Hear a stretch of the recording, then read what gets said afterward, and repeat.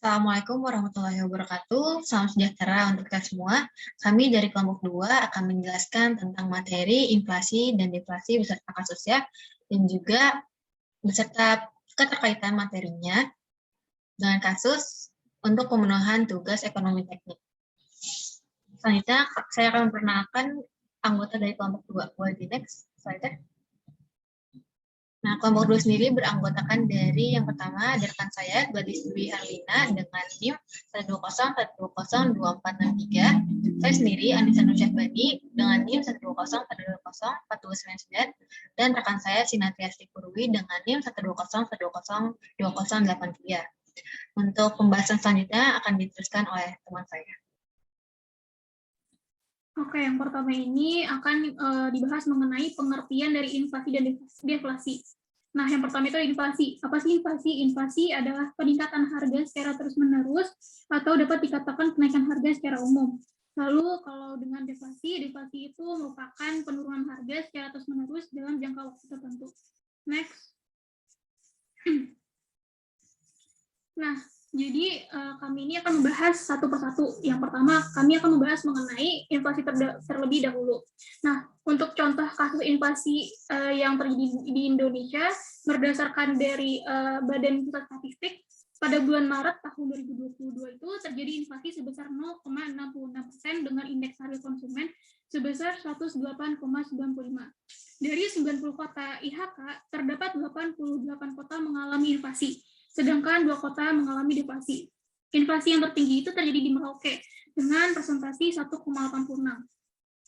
Inflasi ini terjadi karena adanya kenaikan harga yang ditunjukkan oleh naiknya sebagian besar indeks kelompok pengeluaran itu, kelompok makanan, minuman, dan tembakau sebesar 1,47%, kelompok pakaian dan alas kaki sebesar 0,17%, kelompok perumahan, air, listrik, dan bahan bakar rumah tangga sebesar 0,41%, kelompok perlengkapan, peralatan, dan pemeliharaan rutin rumah tangga sebesar 0,50%, kelompok kesehatan sebesar 0,28%, kelompok transportasi sebesar 0,42%, kelompok rekreasi, olahraga, dan budaya sebesar 0,17%, kelompok pendidikan sebesar 0,01%, kelompok penyediaan makanan dan minuman atau restoran sebesar 0,32%, dan kelompok perawatan pribadi dan jasa lainnya sebesar 1,14%.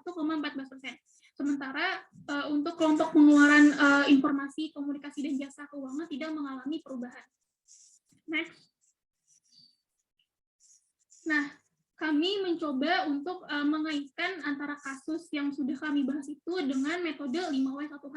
Yang pertama itu ada what. Apa yang terjadi itu, terjadi inflasi sebesar 0,66%, sedangkan, mohon maaf maksud saya, terjadi inflasi sebesar 0,66% dengan indeks harga konsumen atau IHK sebesar 108,95%. Lalu yang kedua itu ada who, siapa. Nah, di sini yang dibahas dalam kasus itu negara Indonesia. Lalu yang ketiga itu ada when atau kapan. Kapan terjadi itu pada bulan Maret tahun 2022. Lalu ada where atau di mana. Yang terjadi itu ada di 88 kota dengan inflasi terbesarnya itu ada di Merauke. Lalu bagaimana inflasi tersebut dapat terjadi? Penyebab pertama kali inflasi permintaan agregat adalah adanya kenaikan permintaan total atau agregat demand kelompok makanan, minuman, dan tembakau sebesar 1,47%. Kelompok pakaian dan alas kaki sebesar 0,17%, lalu ada kelompok perumahan, air, listrik, dan bahan bakar rumah tangga sebesar 0,41%, lalu ada kelompok perlengkapan, peralatan, dan pemeliharaan rutin rumah tangga sebesar 0,50%, kelompok kesehatan sebesar 0,28%, kelompok transportasi sebesar 0,42%, kelompok rekreasi, olahraga, budaya sebesar 0,17%, lalu ada kelompok pendidikan sebesar 0,01%, kelompok penyediaan makanan dan minuman atau restoran sebesar 0,30%, dan kelompok perawatan pribadi dan jasa lainnya sebesar 1,14%. Lalu kenapa inflasi tersebut dapat terjadi? Jadi inflasi tersebut terjadi karena kenaikan harga yang ditunjukkan oleh naiknya sebagian besar indeks kelompok pengeluaran. Next. Nah, apa aja sih penyebab inflasi dapat terjadi itu? Penyebabnya itu ada 8. Yang pertama, jumlah uang yang beredar terlalu berlebihan sehingga melebihi keuntungan. Yang kedua, tradisi masyarakat yang bersifat konsumtif sering mengimpor barang. Lalu yang ketiga, terjadinya bencana alam. Yang keempat, terjadinya defisit pada APBN. Yang kelima, terjadinya ekspansi kredit atau suatu usaha yang dilakukan untuk meningkatkan jumlah kredit pinjaman dari pihak bank. Lalu yang keenam, terjadi demo atau pemberontakan. Yang ketujuh, pengenaan pajak pada konsumen. Yang terakhir, kenaikan harga BBM. Next. Nah, jenis-jenis inflasi ini tuh ada 3. Yang pertama ada berdasarkan derajatnya. Nah, berdasarkan derajat ini juga dibagi lagi menjadi beberapa. Yang pertama ada inflasi ringan di bawah 10% atau single digit. Yang kedua inflasi sedang, yaitu rentangnya 10% sampai 30%. Inflasi tinggi yaitu dari 30% sampai 100%.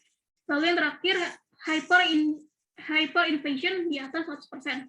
Laju inflasi tersebut bukanlah suatu standar yang secara mutlak dapat mengindikasikan parah tidaknya dampak inflasi bagi perekonomian di suatu wilayah tertentu. Sebab hal itu sangat bergantung pada beberapa bagian dan golongan masyarakat manakah yang terkena imbas dari inflasi yang telah terjadi. Lalu yang kedua itu ada berdasarkan penyebabnya. Berdasarkan penyebab ini juga dapat dibagi lagi menjadi 2. Pertama, inflasi permintaan agregat dan inflasi biaya. Nah, inflasi permintaan agregat ini penyebab pertama kali inflasi adalah adanya kenaikan permintaan total atau aggregate demand, lalu ada likuiditas atau uang atau alat tukar berlebih, sedangkan produksi berada pada keadaan kesempatan kerja penuh. Lalu kalau untuk yang inflasi biaya ini, yang dimaksud dengan inflasi biaya, terjadi karena adanya penurunan dalam penawaran total atau aggregate supply.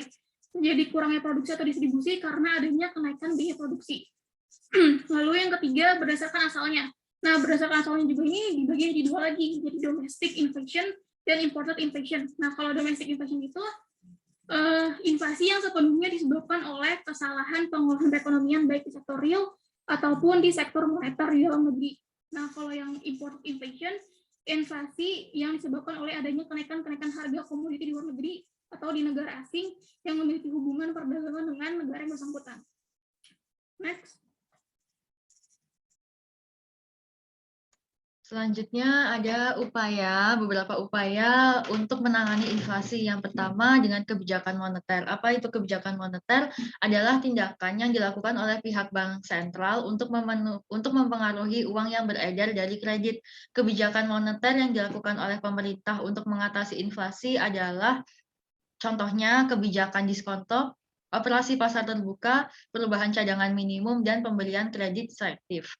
Yang kedua, kebijakan fiskal adalah kebijakan yang menyangkut pengaturan pengeluaran pemerintah serta perpajakan yang secara langsung dapat mempengaruhi permintaan total dan mempengaruhi harga.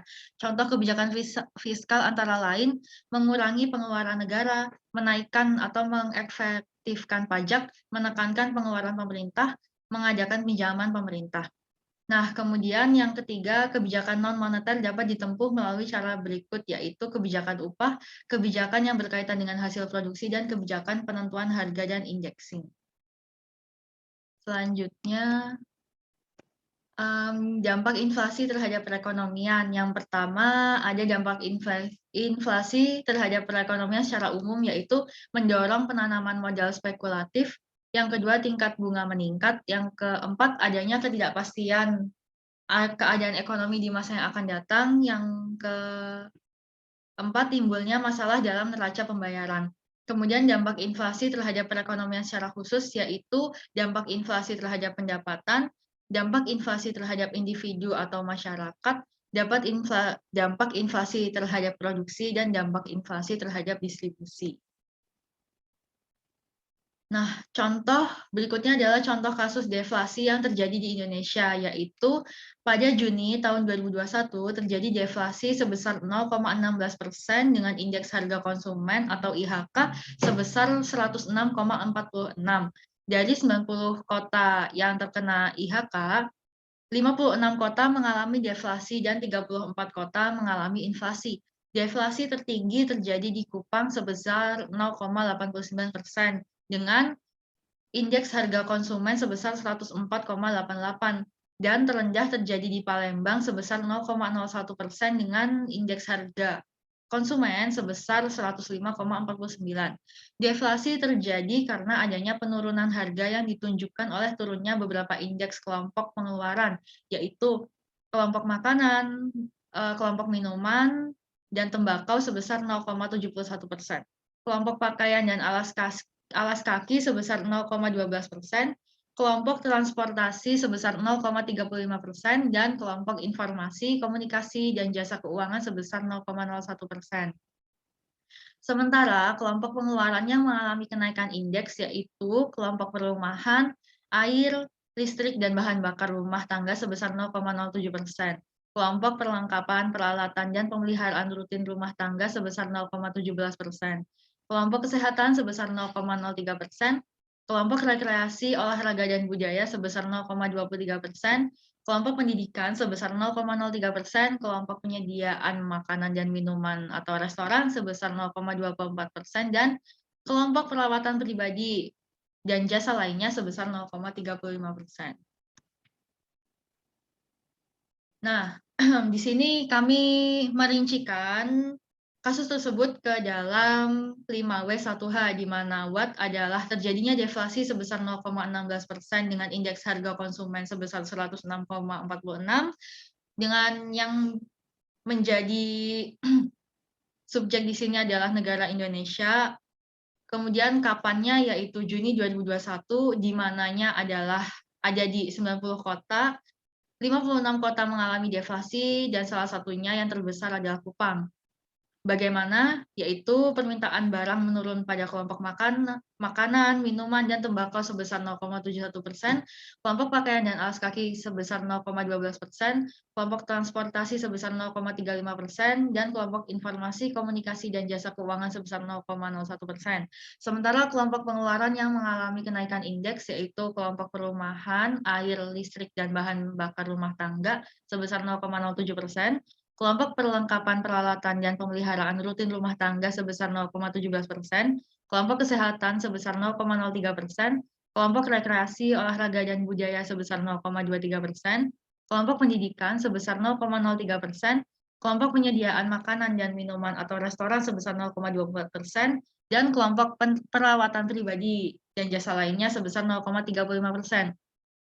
Kenapa? Yaitu deflasi terjadi karena adanya penurunan harga yang ditunjukkan oleh turunnya beberapa indeks kelompok pengeluaran.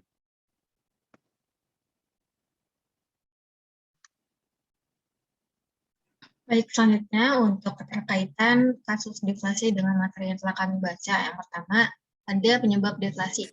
Dari penjelasan 5W1H tadi setelah dapat kami simpulkan bahwa penyebab deflasi secara umum itu bisa disebabkan oleh yang pertama, menurunnya jumlah uang yang beredar di masyarakat. Yang kedua, naiknya jumlah barang di pasar produsen yang terus melakukan produksi tidak mempunyai orientasi ataupun perhitungan yang tepat. Dan yang ketiga, karena permintaan barang menurun.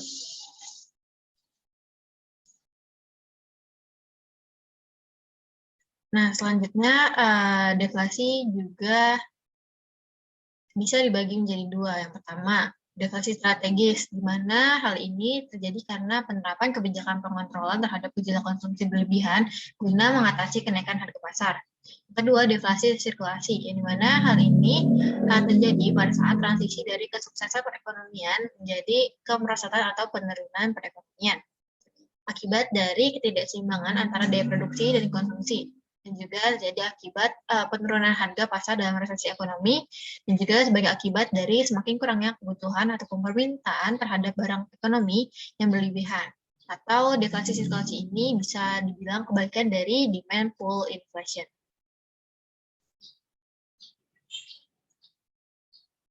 Nah, selanjutnya kita dapat melihat terdapat upaya untuk menangani deflasi. Yang pertama, menurunkan tingkat suku bunga.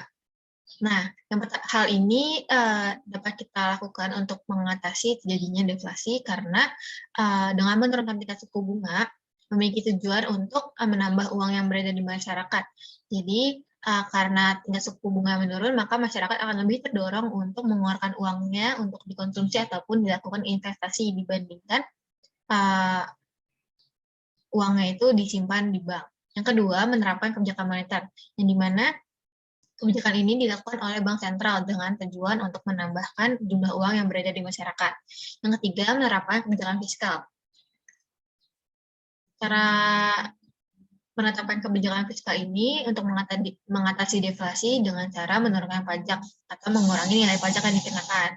Karena kebijakan moneter dilakukan oleh bank sentral, maka kebijakan fiskal dilakukan oleh pemerintah. Dan yang keempat, untuk menerapkan kebijakan non-moneter. Hal ini sangat efektif dalam mengatasi masalah deflasi karena kebijakan non-moneter ini terkandung beberapa langkah yang dapat menambah jumlah uang yang ada di masyarakat. Contohnya menaikkan nilai upah minimum masyarakat.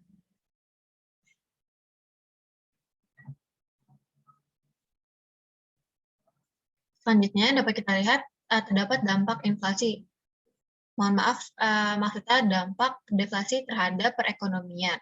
Yang pertama, terjadinya penurunan persediaan uang. Yang kedua, memperlambat aktivitas ekonomi. Yang ketiga, terdapat dampak susulan dari melesunya kegiatan ekonomi, seperti banyaknya pekerja yang akhirnya di-PHK oleh pemilik bisnisnya. Yang keempat, deflasi juga berdampak pada melesunya investasi di sektor real maupun di lantai bursa. Yang kelima, deflasi juga berdampak pada suku bunga di suatu negara menjadi 0%. Yang keenam, deflasi juga berdampak kepada orang-orang menyimpan uangnya, sehingga uang itu benar-benar dijadikan jaminan dan juga sangat dihargai. Yang ketujuh, deflasi ini juga berdampak pada jatuhnya nilai properti.